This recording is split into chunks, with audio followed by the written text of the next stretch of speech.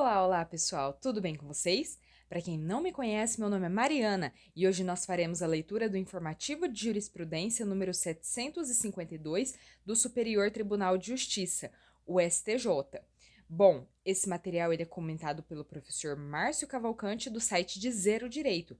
É um material gratuito e disponibilizado lá no site dele. Então, se você ainda não conhece, vai lá, conheça, baixe esse material porque ele é muito interessante, muito útil. Ele traz os informativos de jurisprudência de uma forma comentada e exemplificada para facilitar o nosso estudo, tá ok? Então vamos começar aqui com o direito administrativo. Responsabilidade civil. A concessionária de rodovia não deve ser responsabilizada por roubo com emprego de arma de fogo cometida contra seus usuários em posto de pedágio.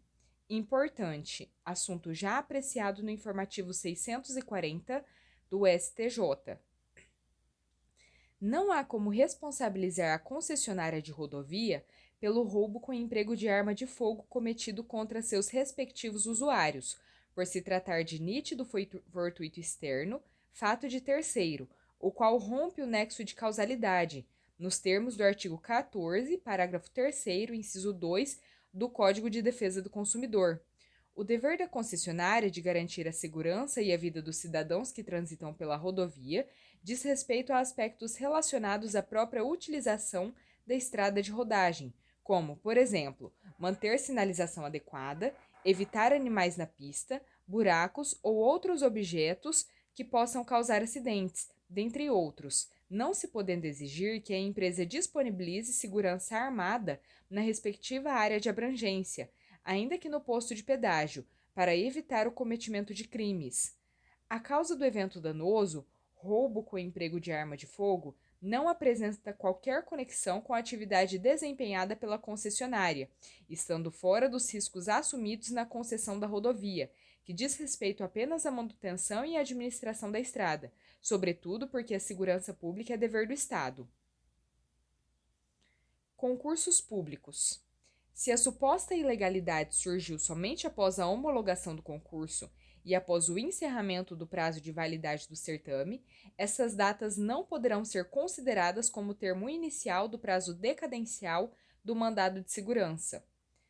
A data do último ato administrativo reputado ilegal é o termo inicial do prazo decadencial para impetração de mandado de segurança, com o objetivo de reclassificação em concurso público em virtude de anulação de questões por decisão judicial após o encerramento do prazo de validade do certame. Servidores públicos. Caso da ACP, Ação Civil Pública, proposta pelo MPF, Ministério Público Federal, contra FUNASA e CAPESEP. O Ministério Público Federal ajuizou ação civil pública em razão de repasses indevidos efetuados por Fundação, FUNASA, a entidade fechada de previdência complementar, CAPESESP, que assistia os então empregados seletistas da FUNASA, no período de 1991 a 2007, a título de previdência complementar. Ocorre que, com a edição da Lei nº 8.112 de 90, os empregados da FUNASA já haviam sido incluídos no regime estatutário por força do Regime Jurídico Único, RJU. Logo, não poderiam estar gozando desse benefício de previdência complementar, que era aplicável unicamente aos empregados públicos. Diante disso, o MPF postulou 1. Reparação do erário e 2. Proibição de concessão de novos benefícios e cancelamento dos concedidos nos últimos 5 anos. Não é possível, em ação civil pública ajuizada pelo MPF, a ingerência judicial do liame entre assistidos e entidade de previdência complementar, notadamente a proibição de concessão de novos benefícios e o cancelamento de benefícios complementares indevidamente concedidos, sem que exista prova concreta de que a manutenção destes poderia violar gravemente a esfera jurídica de número indeterminado de múltiplos sujeitos de direito. Outros temas. A faixa não edificável às margens de rodovia, prevista na Lei nº 6.766 de 79, se inicia ao final da faixa de domínio. Nas ferrovias existe uma faixa de domínio, ou seja, uma faixa de terra que pertence à União. Essa faixa de domínio é de 15 metros. Depois que termina essa faixa de domínio, existe uma faixa não edificável às margens de ferrovia, prevista no artigo 4º, inciso 3A, da Lei nº 6.766, de 79. Essa faixa não edificável também é de 15 metros e se inicia ao final da faixa de domínio. Assim, deve-se considerar que existe uma faixa de 30 metros nas quais não será possível que o particular construa, estando sujeita à reintegração de posse. Isso porque são 15 metros de faixa de domínio, Decreto número 7.929, de 2013, mas 15 metros de faixa não edificável, Lei número 6.766, de 79. Direito Civil. Contrato de seguro. Em caso de recusa ao pedido de indenização, a seguradora precisa informar ao segurado a justificativa do indeferimento.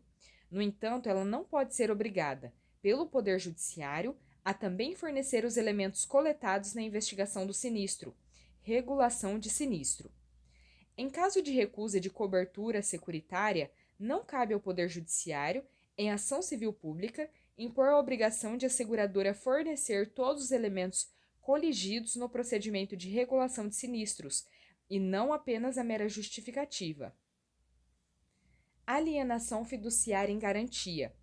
Se o contrato previa o pagamento de percentual sobre a venda do imóvel e esse imóvel foi objeto de alienação fiduciária em garantia não paga, o termo inicial do prazo prescricional para a cobertura do percentual é a data da consolidação da propriedade em favor do banco. Caso hipotético. Valdir comprometeu-se a administrar a fazenda de Paulo e, como contrapartida, quando este a vendesse, o administrador teria direito a 20% do valor obtido. Em 1º de abril de 2013, Paulo celebrou, com a Caixa Econômica Federal, CEF, contrato de mútuo com alienação fiduciária. A fazenda foi instituída como garantia da alienação fiduciária, ou seja, passou à propriedade resolúvel da CEF. Como Paulo não pagou o mútuo, em 25 de maio de 2015, houve a consolidação da propriedade do imóvel rural em nome da CEF. Qual o prazo para Valdir cobrar os 20% a que ele teria direito? 5 anos. É de 5 anos o prazo prescricional para a pretensão de cobrança de dívidas líquidas constantes de instrumento particular. Artigo 205, parágrafo 5º, inciso 1 do Código Civil. Esse prazo teve início com a instituição da garantia da alienação fiduciária ou com a consolidação da propriedade do imóvel em nome do banco? Com a consolidação da propriedade. No contrato de mútuo com alienação fiduciária, o prazo quinquenal de prescrição é contado da data em que consolidada a propriedade do imóvel em nome da instituição financeira, transferência definitiva da propriedade do imóvel, e não da data em que instituída a garantia da alienação fiduciária. Direitos reais. A ação demarcatória é a via adequada para dirimir a discrepância entre a realidade fática dos marcos divisórios e o constante no registro imobiliário. Caso adaptado. A autora alega que o levantamento topográfico georreferenciado realizado revelou que sua área real equivaleria a 334,43,73 hectares, e não aos 184,77,82 hectares constantes no registro, ou seja, a requerente sustentou que haveria uma discrepância entre a realidade fática dos marcos divisórios e o constante no registro imobiliário. Diante disso, ajuizou a ação demarcatória contra os confrontantes, pedindo que seja determinado o traçado da linha em relação aos réus e, caso se constate que os requeridos invadiram o imóvel, que fosse determinada a restituição da área. A ação demarcatória é adequada para essa finalidade. Direitos reais. Uso capião. A existência de bem público não demarcado em condomínio, pró-indiviso com particulares, não impede ação de uso capião parcial. Caso hipotético.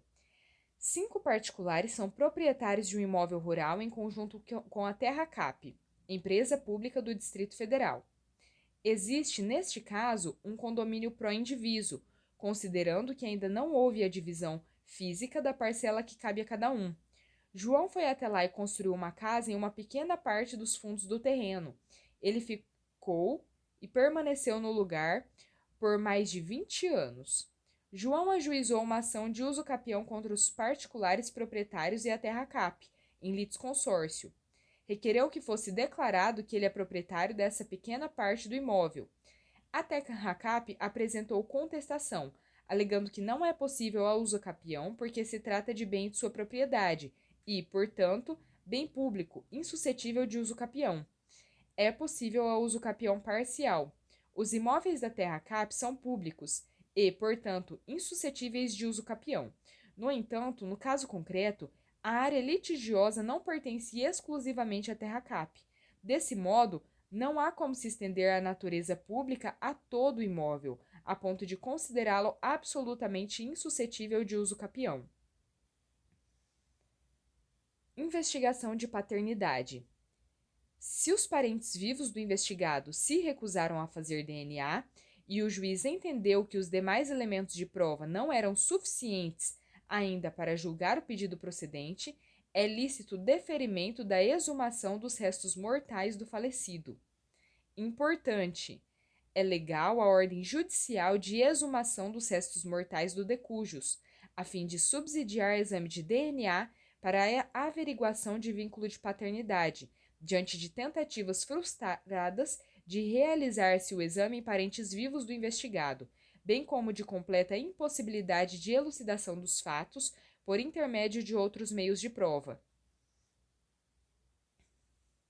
Direito empresarial. Marca. Caso Neutrox versus Tratex. Para a caracterização da infringência de marca, não é suficiente que se demonstrem a semelhança dos sinais e a sobreposição ou afinidade das atividades.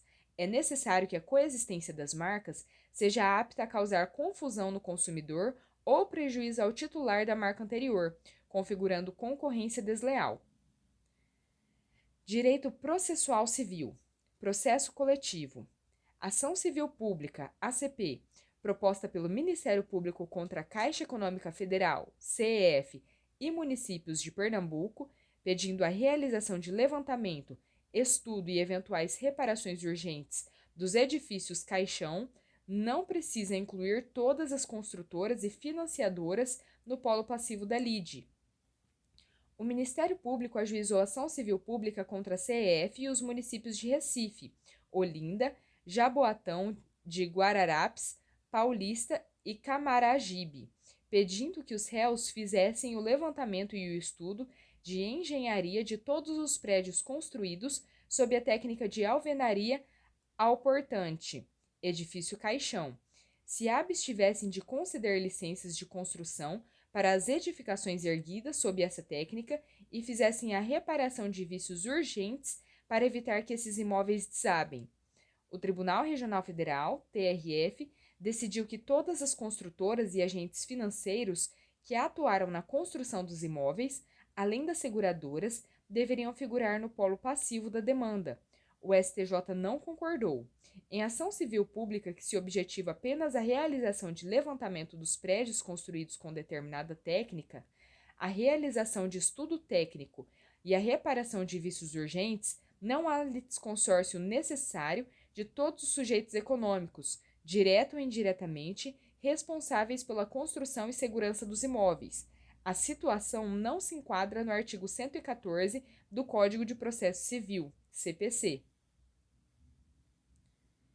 Direito penal. Tráfico de drogas. A apreensão de pretextos para traficância, a depender das circunstâncias do caso concreto, pode afastar a causa de diminuição de pena do tráfico privilegiado, artigo 33, parágrafo 4º da Lei de Drogas. Caso adaptado. O agente foi preso em flagrante delito e com ele foram encontrados, além de entorpecentes, balança de precisão, colher, peneira, todos com resquícios de cocaína e 66 frasconetes. O juiz condenou o réu e negou o benefício do artigo 33, parágrafo 4º, sob o argumento de que havia apreensão desses petrechos, utilizados comumente para o tráfico de drogas, indicam que o réu se dedicava às atividades criminosas. Assim, não preencham um dos requisitos para a obtenção do benefício. Crimes contra a administração pública. São atípicas as condutas de submeter-se à vacinação contra a Covid-19 em local diverso do agendado e ou com a aplicação de imunizante diverso do reservado e ou de submeter-se à vacinação sem a realização de agendamento. Caso Wesley Safadão. Importante. São atípicas por falta de previsão legal. 1. A conduta de submeter-se à vacinação contra a Covid-19 em local diverso do agendado. 2. A conduta de ser vacinado com um imunizante diverso daquele que estava reservado. Exemplo, tomou o Janssen e era para ter sido a AstraZeneca. E 3. A conduta de submeter-se à vacinação contra a Covid-19 sem a realização de agendamento. Direito processual penal. Recursos. Mesmo após a Lei 14.365 de 2022, não cabe sustentação oral no julgamento do agravo regimental no agravo em recurso especial. Importante, não cabe sustentação oral no julgamento de agravo regimental no agravo em recurso especial, mesmo após a inovação introduzida no Estatuto da OAB pela Lei nº 14.365 de 2022. O artigo 7º, parágrafo 2º-b, inciso 3, da Lei nº 8.906 de 94, garantiu ao advogado o direito de sustentação no agravo regimental em sede de recurso especial, mas nada dispôs sobre o julgamento de agravo regimental no agravo em recurso especial. Portanto, não confunda. No agravo regimental no recurso especial, AGRG no RESP, cabe sustentação oral. Artigo 7º, parágrafo 2º-b, inciso 3 da Lei nº 8.906 de 94. Entretanto, no agravo regimental, no agravo em recurso especial, AGRG no ARESP, não cabe sustentação oral. Tá ok? Só para fixação, né? Vemos aqui que é no agravo regimental no recurso especial, diretamente no recurso especial, cabe sustentação oral. Agora, se for agravo regimental em agravo, veja que aqui há como se fosse uma terceirização, não é só no recurso especial, não é diretamente no recurso especial, é no agravo em recurso especial, como se fossem 3 recursos. Primeiro o recurso especial, depois o agravo no recurso especial e depois o agravo regimental no agravo em recurso especial. Já é uma terceira via, né? Vamos dizer assim, mais ou menos. Só para facilitar o entendimento, não cabe sustentação oral, tá ok? Então, tribunal do júri. Se a tese adotada pelos jurados for plausível, ainda que frágil e questionável, a decisão deve ser mantida, sobretudo porque os jurados julgam segundo sua íntima convicção.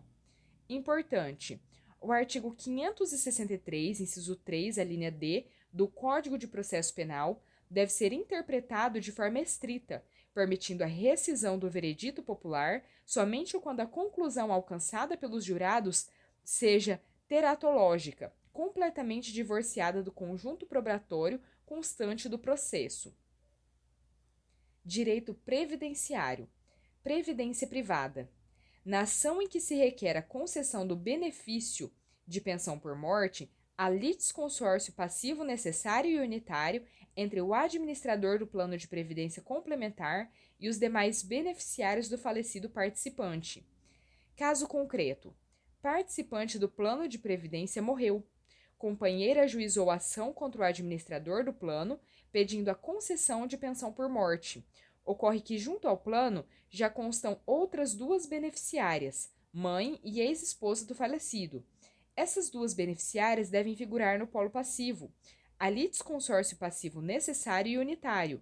Na ação em que o autor requer a concessão do benefício de pensão por morte, há litisconsórcio passivo necessário e unitário entre o administrador do plano de previdência complementar e os demais beneficiários do falecido participante, considerando que a decisão de procedência atinge a esfera jurídica destes, prejudicando-os na medida em que acarreta a redução proporcional do valor a eles devido, diante da repartição do benefício previdenciário. Bom, pessoal, terminamos aqui o nosso informativo. Espero que tenham gostado. Se gostaram, já deixem aí o seu like para contribuir com o canal, também para deixar um feedback pra gente, tá ok? Também compartilhe esse vídeo com outros estudantes, se inscreva no canal e ative o sininho para acompanhar os próximos vídeos. Comenta aí também outros conteúdos que você gostaria de ver no canal. Desde já agradeço muito e até a próxima!